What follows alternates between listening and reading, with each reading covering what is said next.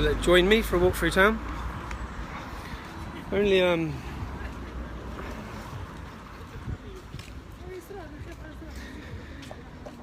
I've got a friend. I'm going to be making a video about this. Hopefully, I've got a friend who was glued to me throughout my time with the EDL.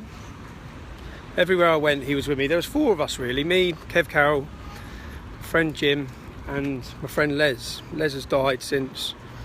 Les fell into a bad place. Jim's now in a bad place. Jim's living on the streets. He's homeless. He's ex-military, 14 years. As with many of our ex-military, they're living out on the streets. Now, Kev, I haven't seen Jim. We tried to find him at Christmas. Kev has, my cousin Kev's been looking for him. We found him yesterday, still living on the streets. Kev went and put him in a hotel last night. I'm coming down to pay for the hotel for another few nights, so he's got somewhere to clean up. He's been beaten up.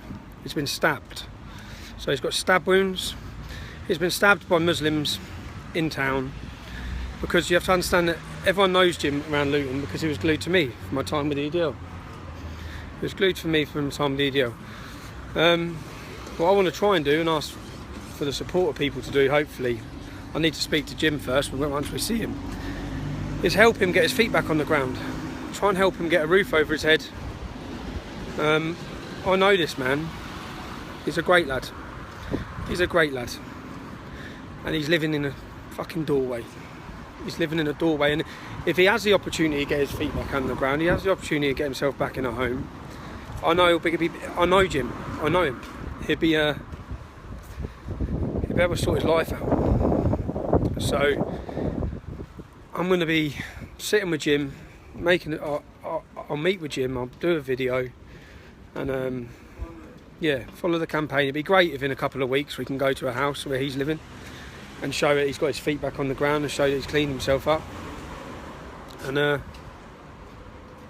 that's what I will be doing. I'll be doing something.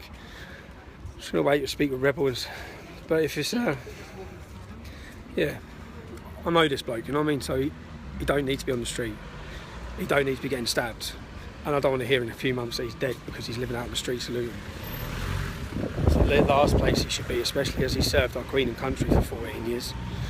But yeah, watch out for this. The video will be coming. I'll keep you with me anyway as we walk through town, eh?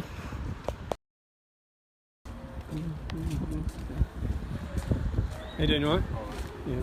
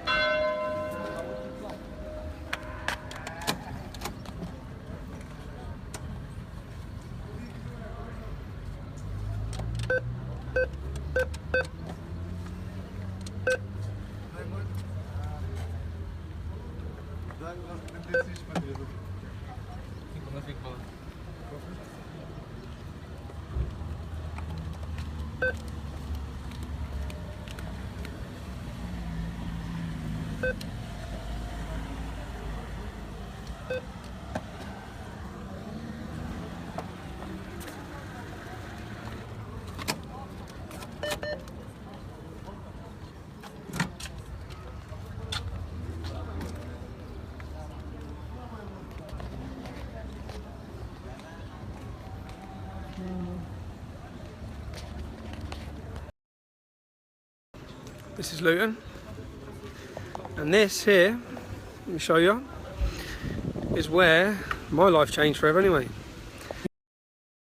Here, just there, where our soldiers were abused and attacked by Muslims in Luton, which then we formed the United People of Luton, which then turned into the EDL, which is why anyone would have heard of my name. Otherwise, no one would have heard of my name. So, yeah, right here. They were actually taken through the front door of our council. Taken through the council. These militant extremist Muslims, all of which, pretty much all of which are now in jail for terrorism. All of them. A group that we were opposing since 2004. Now they're all gone in jail for terrorism. You know, the council made out it was we were a problem, they were a problem. Not that we just had all these jihadists on our streets and we knew who they were. And we had to put up with them. Put up with their bullshit and listen to their hate. So we wanted them to stop. The council made out like, I remember going back to a documentary, the first documentary that went out in 2010. They called it Proud and Prejudiced. And it was basically a look at me and a look at the main radical Muslim from this town who's now in jail for ISIS. And then the head of the council group said it's like a pissing contest between the two of us. No. One of us, him, wants to destroy our whole country and kill us. And the other one wants to try and fucking stop him. It's not a pissing contest, is it? And then the council, to give you a little rundown on what the council have done, because it's absolutely insane. And then the council, let me cross over it. Then the council, their solution to this in 2012 was to open a shop. We'll go to that shop now. I'll show you that shop now. The solution was to open a shop, a conversion centre. Let's not call it a shop, let's call it what it is. Their solution was to open a conversion centre in Luton Town Centre called Discover Islam. And then again, just another run back. So when this centre's opening, what was the name? Yusuf Bonner. Yusuf Bonner was going to be the manager's name. So I started looking into him and I found his blog. And on his blog, he said he will not rest until Islam is brought into every home in Luton. He also said that Christians are wearing suicide vests of wrongful belief. That's what he said. And Islam was his fifth religion. Just a fucking nutter, right? A nutter that our council were bringing into our town to spread Islam. He's from Fulham, he wasn't even from Luton, coming into our town. And they were going to bring us the right Islam, the correct, true Islam. So then I found Abdul Rahim Green, who was also behind the centre. And then I looked on videos on YouTube, and I found a video of him saying that if your wife disobeys you, you beat her with a stick. You know, true Islam. The true Islam that the council want to bring us. So I made leaflets highlighting what this man had said and done. Guess what? He resigned before the shop even opened.